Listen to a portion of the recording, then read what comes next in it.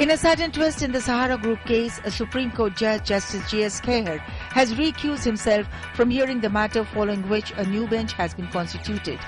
The bench of Justices K S Radhakrishnan and J S Khehar, in its 6 May judgment, had upheld its order jailing Subrata Roy and rejected his claim that rules of natural justice were not followed in the case. Roy, who has been in jail since 4th March for non-refund of over 20,000 crore rupees to depositors, was asked by the court to make a fresh proposal for paying 10,000 crore rupees to get bail.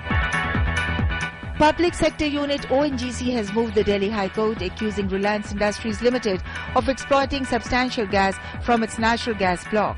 RIL and ONGC had on 28 March agreed to appoint neutral international expert to decide if 4 wells drilled on boundary of KG D6 block were drawing gas from neighbouring gas discoveries of the state-owned firm.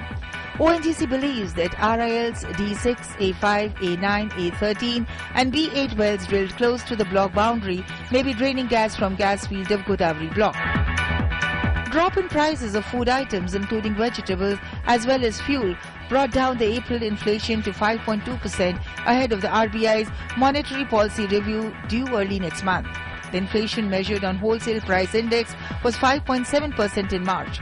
As per the data released by the government, the WPI inflation in the overall food segment eased to 8.64% in April from a high of 9.9% in March.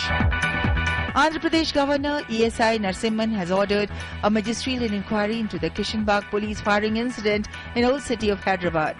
3 persons were killed and several others injured in clashes on Wednesday.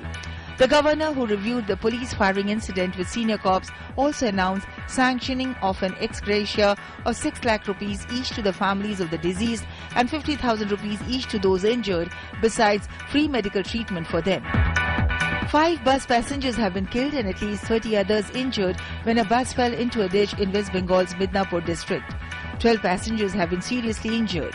The driver of the Cuttack-bound bus lost control over the vehicle and the vehicle fell into a roadside on National Highway number 6. The injured were admitted to Midnapur Medical College Hospital. All passengers of the bus hailed from Odisha. Former Uttar Pradesh and Uttarakhand Chief Minister Narayan Dutt Tiwari has tied the knot with Ujjwala Sharma, mother of his biological son Rohit. This is second marriage for both of them. Couple's son Rohit Shekhar was not present during the marriage ceremony. Rohit Shekhar had earlier taken Tiwari to court after he had refused to acknowledge their biological relationship. After a day's breather, stock markets continued to rise, with both Sensex and Nifty logging fresh closing highs on fag and buying in an otherwise choppy session ahead of the Lok Sabha poll outcome. The Sensex resumed almost stable but immediately bounced back to a high of 23,971 to a new closing peak of 23,905. It recovered by 90.48 points. Similarly, the Nifty of the NSE gained 14.40 and closed at 7,123.15. The rupee gained 39 paise on Thursday to close at a nearly 10-month high of 59.29 against the US dollar. It follows sustained selling of the American currency by exporters and continued capital inflows ahead of keenly waited Lok Sabha poll results to be unveiled on Friday.